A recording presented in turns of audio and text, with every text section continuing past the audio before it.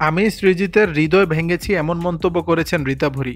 ভারতীয় বাংলা সিনেমার গুণী নির্মাতা সৃজিত মুখার্জি চলতি বছরের শুরুতে অভিনেত্রী রীতা ভরি চক্রবর্তীর সঙ্গে তোলা ছবি সৃজিত তার সোশ্যাল মিডিয়ায় পোস্ট করেন। তারপরই আলোচনার কেন্দ্রবিন্দুতে উঠে আসেন তারা। এই আলোচনার মূল কারণ হলো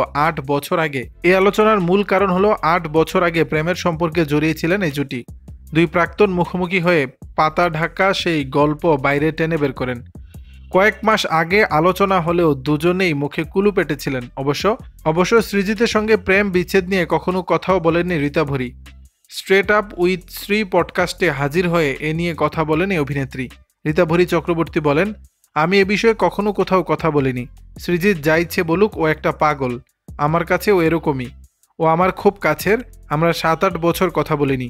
আবার এখন সত্যি বলতে আমরা একসঙ্গে নিজেদের বন্ধুত্বটাকে উপভোগ করছি। রাফিয়াত রশিদ মিথিলার বর সৃজিতের সঙ্গে সম্পর্ক ভাঙার দায় নিজের কাঁধে নেন রীতা ভরি। তার ভাষায়, আমি সৃজিতের হৃদয় ভেঙেছি। এটা নিয়ে কখনো গর্ব করব না। আমি যা করেছি সেটা ভুল।